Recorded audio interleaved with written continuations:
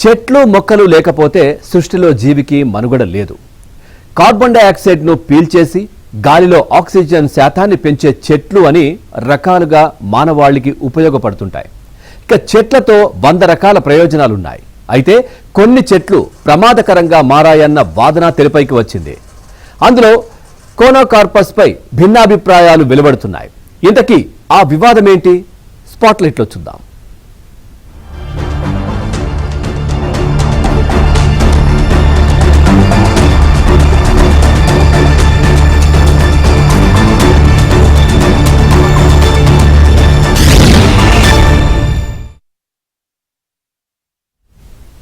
Conocarpus ఇప్పుడు తెలంగాణ రాష్ట్రంలో hot topic గా మారింది. ఆ చెట్టుతో మనిషి ఆరోగ్యానికి హానికరమని, పరిసర ప్రాంతాల్లో ప్రజలకు రోగాలు ఖాయమని వార్తలు వస్తున్న నేపథ్యంలో కొందరు శాస్త్రవేత్తలు ఆ వాదనను తోసిపుచ్చుతున్నారు. ప్రతి చెట్టుకు ఉండే మంచి చెడు కోనోకార్పస్ కు ఉందని, వాటిని పూర్తిగా నరికేయాలనడం సరికాదని చెబుతా ఉన్నారు. పైగా కోనోకార్పస్ తో అదనపు లాభాలున్నాయని కూడా అంటున్నారు. ఇంతకీ ఇరు వర్గాల వాదనేంటి? ఏబిఎన్ స్పాట్లైట్ లో చూద్దాం.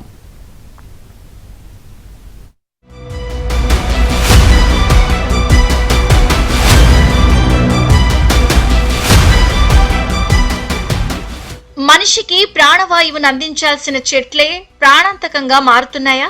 ఆక్సిజన్ ఇవ్వాల్సిన చెట్లు ప్రాణాంతక గాలులను విసర్జిస్తున్నాయా? తెలుగులో ఎడాకుల చెట్లు, ఇంగ్లీష్ లో డెవిల్ ట్రీగా పిలిచే కోనోకార్పస్ చెట్ల వల్ల ఆస్తమా, శ్వాసకోశ ఇబ్బందులు తలెత్తుతున్నాయా? అసెంబ్లీ వేదికగా స్పీకర్ గడ్డం ప్రసాద్ కోనోకార్పస్ చెట్లను తొలగించాలని ప్రభుత్వానికి ఎందుకు సూచించారు? ఇదే ఇప్పుడు పెద్ద చర్చనీయాంశమైంది. ఇరు వర్గాలు తమ వాదనలతో తెలంగాణను హోరెత్తిస్తున్నాయి.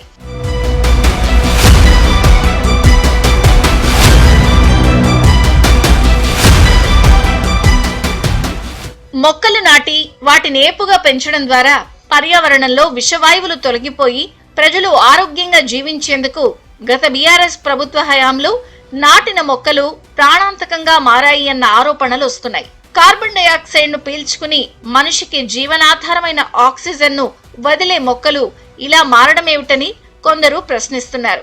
ప్రాణవాయువునివ్వాల్సిన చెట్లు ప్రాణాంతక గాలులను విసర్జిస్తున్నాయి అన్నది వారి వాదన.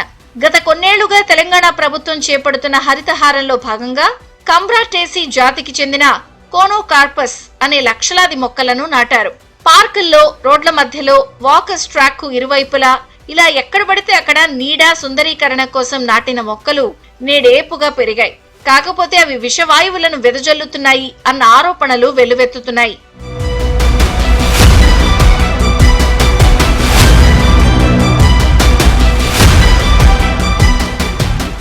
ఈ మొక్కల కారణంగా పట్టణ ప్రాంత ప్రజల్లో శ్వాసకోశ సమస్యలు, ఆస్తమా తలెత్తుతున్నాయని గుర్తించారట. అంతేకాకుండా ఈ చెట్టు భూగర్భంలోని జలాన్ని ఇట్టే తోడేస్తుందని, ఒక్కసారి ఈ మొక్కను నాటితే 80 మీటర్ల వరకు దీని వేరు భూమిలోకి వెళ్లిపోయి నీటిని పీల్చేస్తుందని కొందరు హెచ్చరిస్తున్నారు. కోనోకార్పస్ మొక్కలు ప్రపంచ దేశాలను సైతం వణికిస్తూ ఉండగా కొన్ని దేశాలు వీటిని నిషేధించాయని, గత ప్రభుత్వం అవగాహన లేకుండా హరితహారంలో మొక్కలను నాటిందని వారు ఆరోపిస్తున్నారు.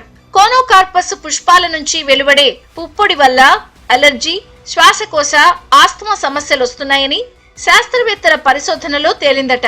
వీటి గాలిని పీల్చడం వల్ల దేహంలో రోగ నిరోధక శక్తి తగ్గుతుందని కూడా ఒక వాదన ప్రచారంలోకి వచ్చింది.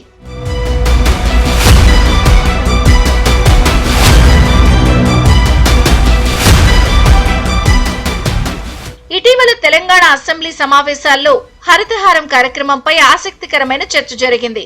ఆరోగ్యానికి హానికరమైన కోనోకార్పస్ చెట్లు పెద్ద సంఖ్యలో ఉన్నాయని స్పీకర్ గడ్డం ప్రసాద్ కుమార్ అన్నారు.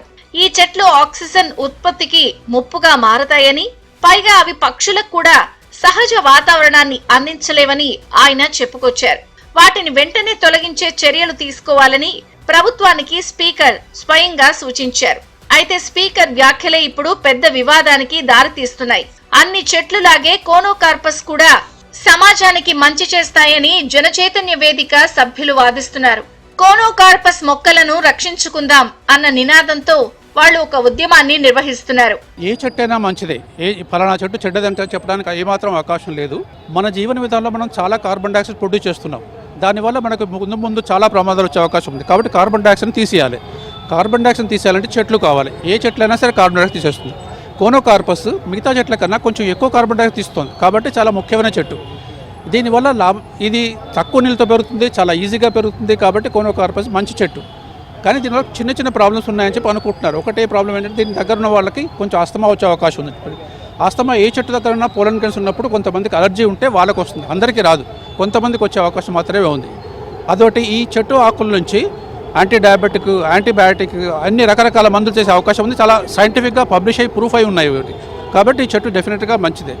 ఈ చెట్లను ఎక్కడ వాడాలి అనేది చూసుకోవాలి. అన్ని ఇల్లు ఉన్న దగ్గర మధ్యలో పెట్టుకొని అస్తమా వచ్చిందనే బదులు ఈ చెట్లని రోడ్డు పక్కన, హైవే పక్కన నాటుకుంటే పొల్యూషన్ తగ్గించుకోవచ్చు. ఈ మొక్కల్ని ఎక్కడ నాటాలనే దాని మీద దృష్టి సాధించే మంచిది. కానీ మొక్కలు నరకడం అనేది చాలా తప్పైన పని. మొక్కలను నరకకూడదు ఎప్పుడు. చెట్లను నరకడం వల్ల నష్టమే కానీ లాభం లేదని పర్యావరణవేత్తలు అంటున్నారు. కోనోకార్పస్ ను తప్పుపట్టాల్సిన అవసరం లేదని వాదిస్తున్నారు. చెట్లను నరికివేయటం అనేది కోనోకార్పసే కానీ ఏ చెట్టు అయినా సరే చెట్టు నరకటం అనేది తప్పు. ఏ చెట్టు అయినా సరే నరకటానికి వీల్లేదు. ఆ చెట్ల వల్లనే మనం బతుకుతున్నాం. చెట్ల నుంచే కార్బన్ డైఆక్సైడ్ పోతుంది, ఆక్సిజన్ వస్తుంది, భోజనాలు వస్తుంది. మన తిండి ఎక్కడి నుంచి వస్తుంది? తిండి కూడా చెట్ల నుంచి వస్తుంది. కాబట్టి తిండి, ఆక్సిజన్ ఇస్తున్న చెట్లని నరకటం అనేది తప్పు. ఏ చెట్టు అయినా సరే నరకకూడదు. ఈ చెట్టు ఎందుకు నరకాలి అంటే ఇదేదో ఆస్తమా వస్తుందని చెప్పి, పైపులు విరిగిపోతున్నాయని చెప్పి, కాబట్టి విరగాలి. అది మనం చేసుకున్న తప్పే.